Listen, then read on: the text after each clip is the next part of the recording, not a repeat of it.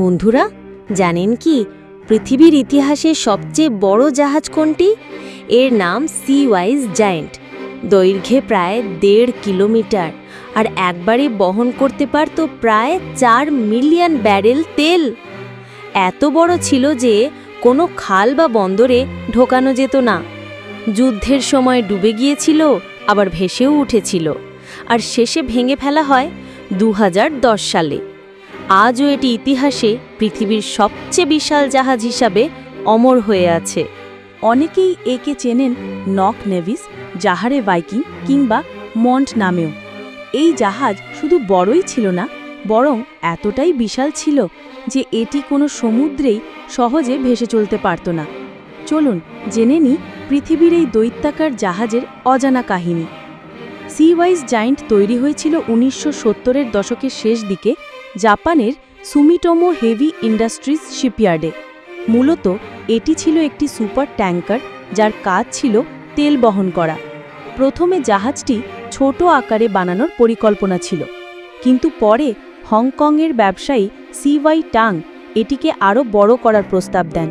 সেই থেকেই নামকরণ করা হয় সি ওয়াইজ জায়েন্ট, মানে সি ওয়াইজ নামটি এসেছে তার নামের আদ্যক্ষর থেকে। এই জাহাজটি তৈরি করতে কয়েক বছর সময় লেগেছিল। অবশেষে এটি 1979 সালে পানিতে ভাসানো হয়। এবার আসি এর বিশালত্বের কথায়।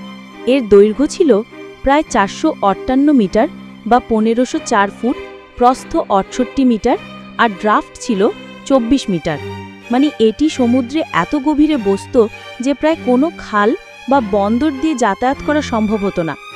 এটি ডেড ওয়েট টানের ছিল 5,64,000 টনেরও বেশি। একবার ভর্তি হলে এই জাহাজের ভিতরে যে পরিমাণ তেল থাকত তা অনেক দেশের মাসের পর মাসের জ্বালানি চাহিদা পূরণ করতে পারত। তবে এত বড় জাহাজ হওয়ার কারণে এটি কখনো পানামা খাল বা সুয়েজ খাল দিয়ে যেতে পারেনি। এটি কেবল গভীর সমুদ্রেই চলাচল করতে পারত। তবুও বিশাল তেল পরিবহনের জন্য এটি অপরাজেয় ছিল। 1988 সালে ইরান-ইরাক যুদ্ধের সময় ইরাকি বিমানবাহিনী এটি আক্রমণ করে। তখন এটি সম্পূর্ণরূপে ডুবে যায়। যুদ্ধ শেষে এটি আবার মেরামত করা হয় এবং নাম দেওয়া হয় হ্যাপি জায়েন্ট। পরবর্তীতে একাধিকবার মালিকানা বদল হয়েছে, নামও পরিবর্তন হয়েছে। জাহারে ভাইকিং, নক নেভিস আর শেষ জীবনে মন্ট নামে পরিচিত ছিল। 2004 সালে এটি সম্পূর্ণভাবে তেল পরিবহন থেকে অবসর নেয় এবং শুধু স্টোরেজ শিপ হিসেবেই ব্যবহার হতে থাকে।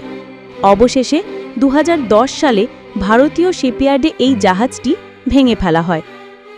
আজও ইতিহাসে সি ওয়াইজ জায়েন্টটি বিশ্বের দীর্ঘতম এবং সবচেয়ে বড় স্বপ্রচালিত জাহাজ হিসেবে অমর হয়ে আছে।